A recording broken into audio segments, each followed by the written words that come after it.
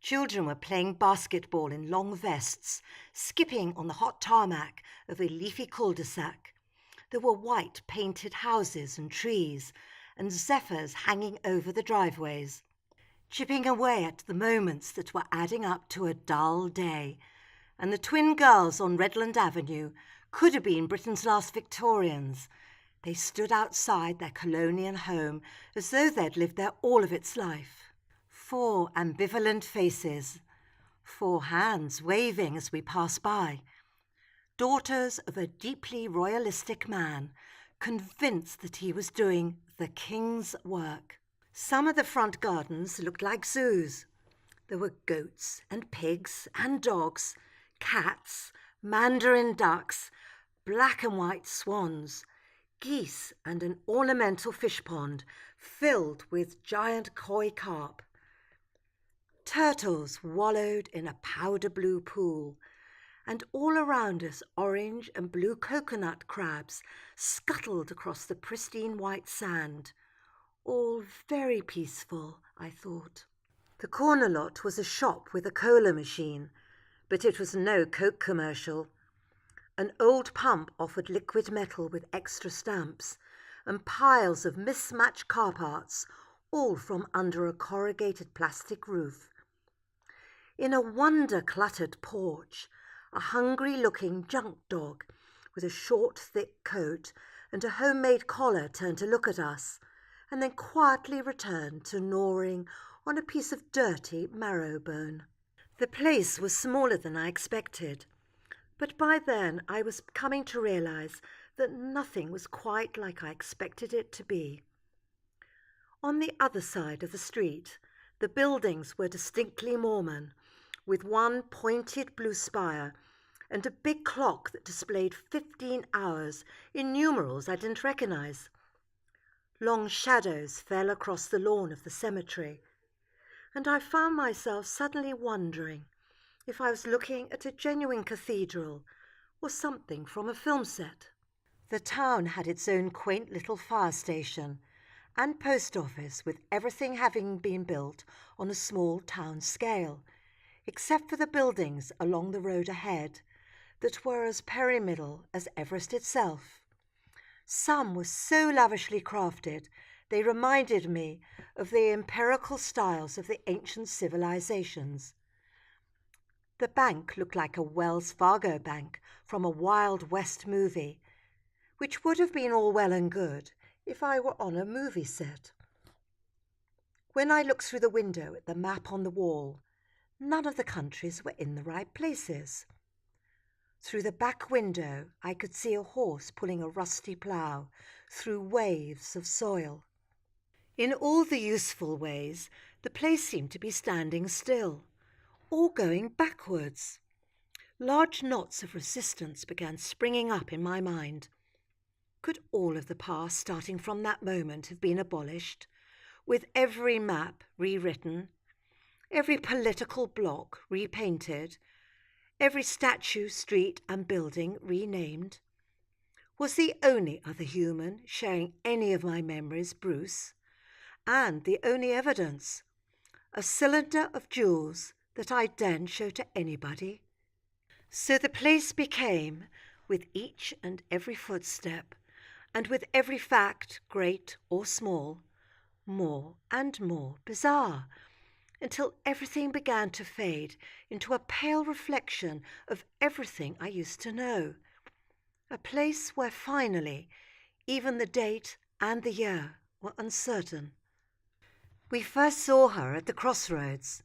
She was straight out of a cool hallucination, flying high with the warmth of the red neon sky behind her. Like a fresh breeze, she streamed through the traffic, capturing hearts, blowing minds, defying all rules and limits. And the tools of her defiance? Custom wheels worn on her feet, size 6 Bugattis, hand-built and well-oiled. The fact that she had created them from stolen and battered parts went some way to explain why she'd been initiated into the gang known as the Angels of Science.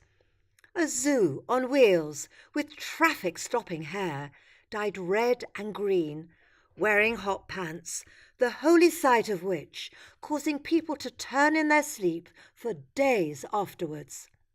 With no care for old ladies or the nuts that fell out of blind alleyways, Roller Girl took up a chance, held the corner tight, and let a tall palm glance her bikinied hip.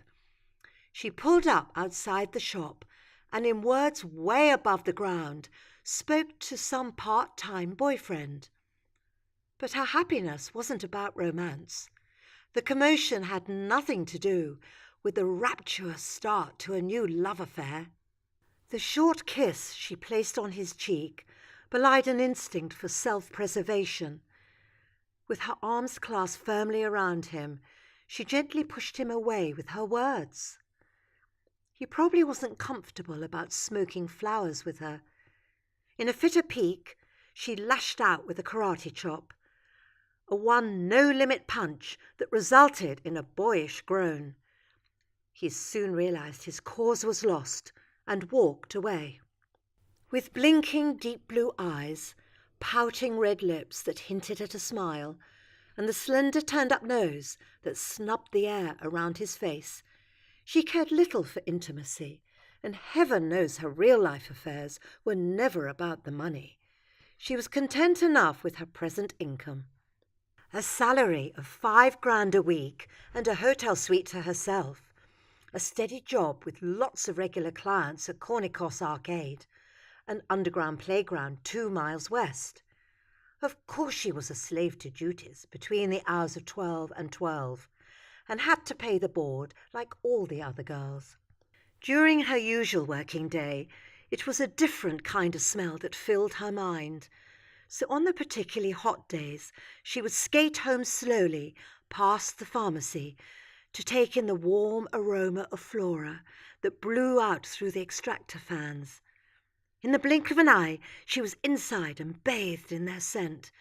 She rolled slowly towards the counter, looking around, taking it all in.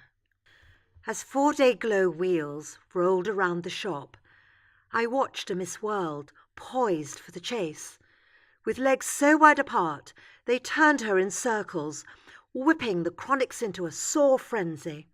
In spite of her passion for top-shelf goods, she looked wonderfully healthy. I'm sure the skating helped.